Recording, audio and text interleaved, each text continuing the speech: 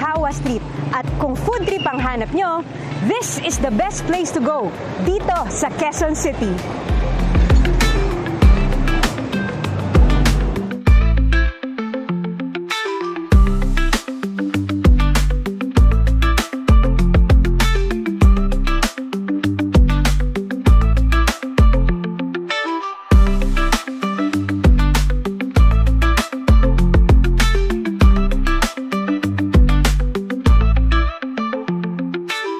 Sausage and rice, Steve Cohen Coffee.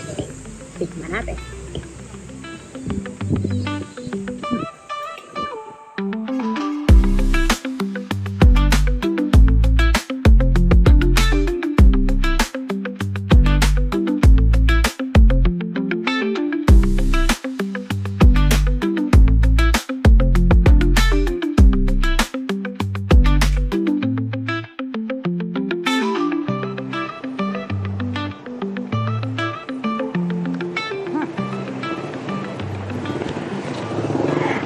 Nandito naman tayo ngayon sa UP Village kung saan matatagpuan ang Immaculate Heart of Mary Parish.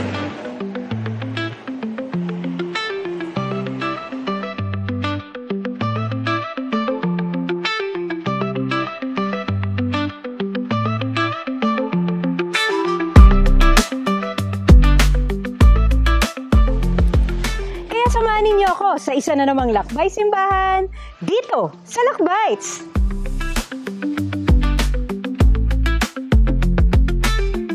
Tuloy po kayo sa ating parokya dito sa Immaculate Heart of Mary Parish.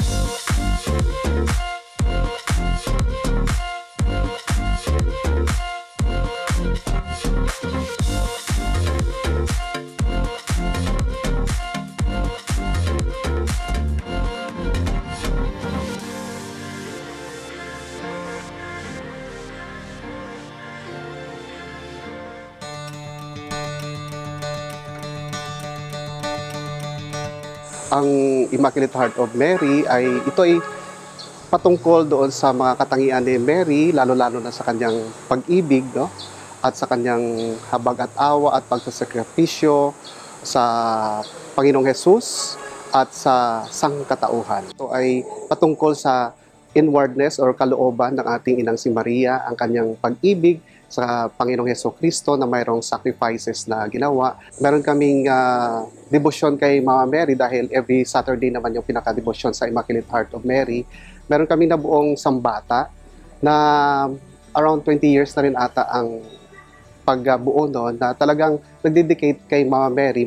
At may mga iba-iba pang mga activities na ginagawa din gaya ng Vision of Mary din na tumutulong sa pagpapalaganap ng debosyon sa ating inang si Maria. So nag-iikot yung Mama Mary sa mga bahay-bahay, lalo-lalo na sa mga basic ecclesial communities natin. Kagaya nung isang araw, no, may isang nanay na tinanong ko at bakit siya lagi nandito dahil naging debosyon niya na ang ina ay laging gumagabay sa kanya sa kanyang pangaraw-araw, sa kanyang pag-aruga din ng kanyang mga anak.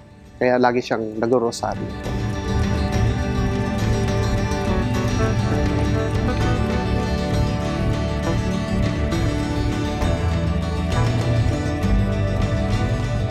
Sinabi ni St. John Paul II, "From Mary, we learn to love Christ, her Son, and the Son of God."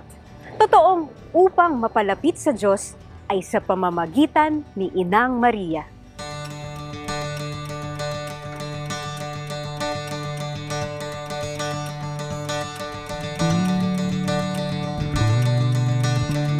Claretian Missionaries po, ang buong pangalan niyan sa English ay we are Claretian Missionaries, Sons of the Immaculate Heart of the Blessed Virgin Mary. At sa dulo ng pangalan namin ay mayroong CMF dahil po iyon ay Cordis Marie Filius, Latin word, na ang ibig sabihin nga po ay Sons of the Immaculate Heart of the Blessed Virgin Mary. So, yan ang parte ng spiritualidad namin. Isa sa aspeto doon, liban sa we are servants of the Word, we are Eucharistic, we have the martyrial dimension, at yung Cordi Marian ang tawag namin dahil the Heart of Mary is part of our spirituality. Naging Clarician po ang namamahala sa parokya natin dito sa Immaculate Heart of Mary dahil nung mga 1960s nakabili ng lupa ang mga Clariciano at hinati yung Sacred Heart Parish sa Kamuning area. At dahil malaki yung area, so hinati, ang naging parokya ay Immaculate Heart of Mary. So parang galing sa puso ni Jesus, binigay yung Immaculate Heart of Mary. Padre, ito pong bilog. Bakit po siya sa lakot? Ito po ay disenyo ni Leandro Locsin at sa lakot nga po ang design na kinuha niya. So, sa lakot. Sa lakot. Si Mary nakasalakot. Palang Filipina, ganon. Ano po? Opo. Inspiration. Kaya ang Mary nyo din po ay naka-Filipiniana. Opo, naka-Filipiniana. Itong simbahan, Father, ay 1970. 1970 siya tinatag. Apo. 70s. Opo. 1970s. Ito na yung design niya nun pa. Ito yung design niya.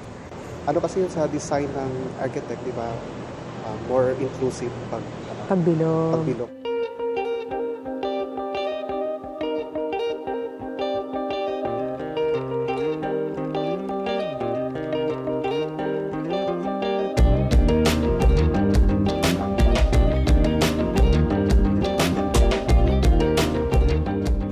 All were astounded by his understanding and his answers. Hango ito sa kwento ng finding of Jesus in the temple. Ang batang si Jesus ay puno ng karunungan. Kaya sa ating buhay pananampalataya, hindi sapat na may kaalaman, kundi dapat may karunungan. Kaya magpaakay tayo sa mga lider ng simbahan.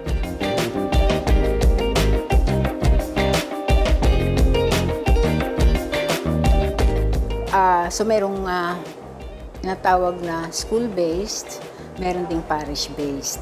Sa school-based, syempre bibigay ng catechesis, tuturuan yung mga bata mula grade 1 hanggang grade 6. Tapos sa parish-based naman, yung mga pagbibigay ng seminar dun sa mga magulang at ninang ng mga bibinyagan. Nagbibigay rin kami ng seminar dun sa mga confirmants. Plus, may mga converts po na kailangan turuan din, tawag po dyan ay mga catechumenate. So, ipe-prepare sila to receive the sacraments of initiation. Unang-una nga yung baptism. Susunod yung confirmation. Tapos first Holy Communion.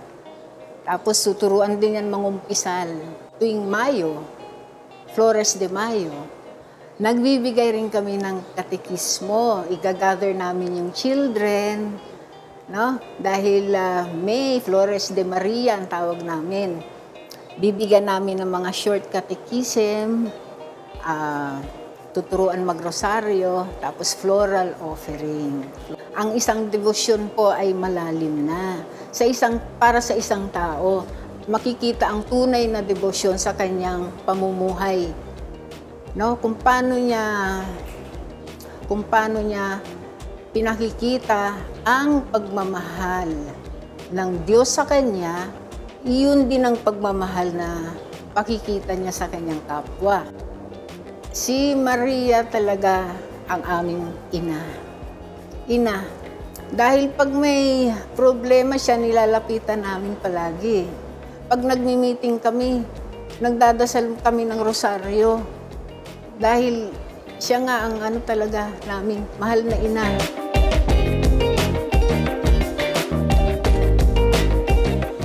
His mother kept all these things in her heart. Ang mahal na ina ay minsan ding naging isang kabataan. Pero napanatili niya ang kanyang kabanalan dahil sa kadalisayan ng kanyang puso. May pusong handang sumunod sa kalooban ng Diyos.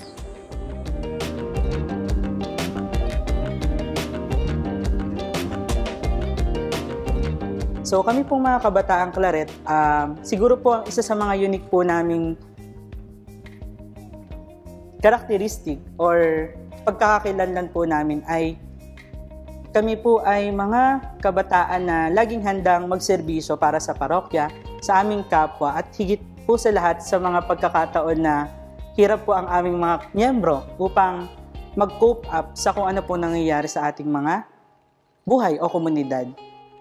Minsan po kasi bigla ka po kami pinapatawag, especially po sa mga panahon na may sakuna, bagyo o kaya mga sunog po upang tumulong po sa mga relief operation po. Yung mga titos at saka mga titas po kasi yung mga atin pong mga supportive na mga parishioners po na kapag need po nila ng tulong sa pag-gather po ng mga children, mga kabataan din po para tumulong po sa mga formation activities, sa mga programs po ng parokya. Sa mga panahon po na kami ay dinadalaw ng kalungkutan o pagsubok, nagdarasal lang din po kami ng rosaryo o kaya simpleng Hail Mary po o kaya naman po Mary, help us o kaya Immaculate Heart of Mary, pray for us.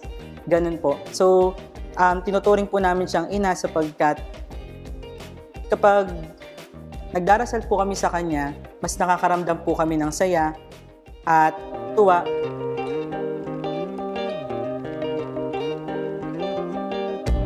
Nagsimula lang sa isang oo ni Maria at lahat ay natupad na ayon sa kalooban ng Diyos. Mga mumunting gawain na pag may pagmamahal, kapag pinagsama-sama, ito'y nagiging kalugod-lugod sa Diyos.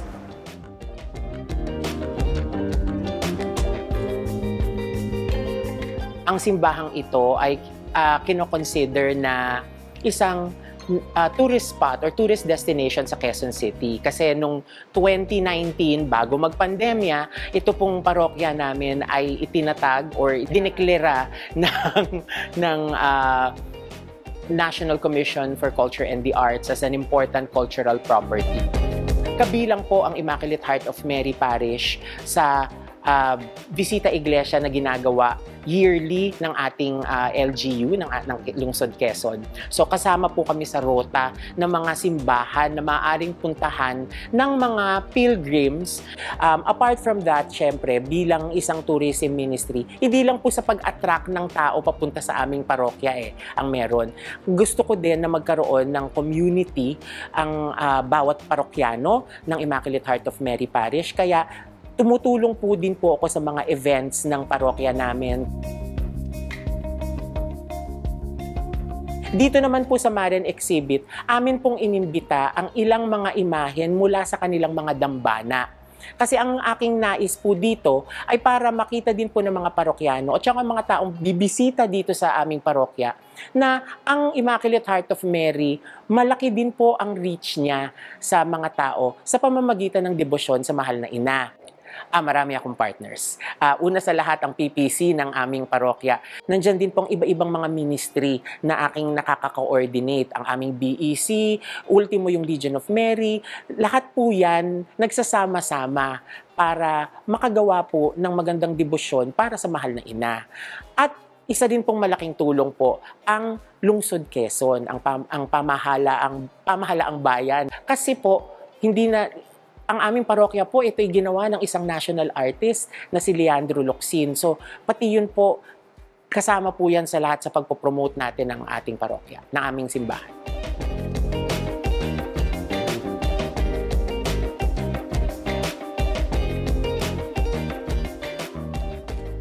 Noong 1854, idiniklara ni Pope Pius IX ang Dogma of the Immaculate Conception na siya namang naging daan para sa specific title na Immaculate Heart of Mary. Every after the Feast of the Sacred Heart of Jesus, the following Saturday ay Immaculate Heart of the Blessed Virgin Mary. Si Immaculate Heart of Mary ay patron din ng mga misyonero. There are a number of congregation na Immaculate Heart yung pangalan din. So, more on the missionaries, saka yung mga nanay, lalo na yung nagkakasakripisyo para sa mga anak. Ang Immaculate Heart of Mary Parish ay nagkakaroon din ng 90 novena. Nagkakaroon kami ng exhibition at ito ay nagsimula noong June 15 hanggang sa 27 po. At mayroon din mga karakol at mayroong parang fiesta event para sa lahat ng community, para sa mga bata, may palaro ng pampamilya at bata, at sa gabi yung pa-contest ng sayaw from different communities, at ang sayaw na yon ay hango doon sa different mission namin. So yung mayroong galing Vietnam, sayaw ng Vietnam, sayaw galing sa Zamboanga, mga Chabacano, no? Galing ng Badjao, galing ng Sarangani, so yung mga IPs din natin sa Sarangani. So different mission na mayroon kami. Yung mga dances nila. At may pa-premyo kami para sa kanila.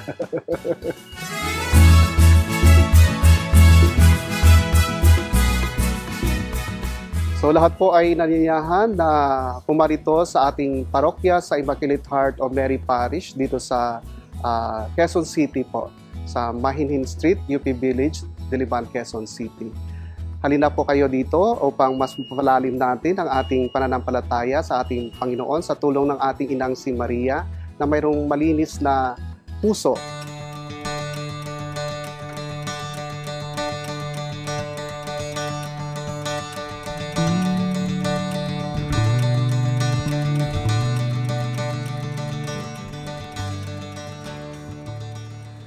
Nasaktan, nagalak, naghinagpis, nagpuri at nagpasalamat din ang mahal na puso ni Maria. Katulad din natin, may dala-dala ring ang ating mga puso. Ngunit anuman ang laman ng ating puso ngayon, lumapit tayo sa kalinis-linisang puso ni Maria upang matulad tayo sa Kanya na nananatiling tapat sa pag-ibig sa Diyos.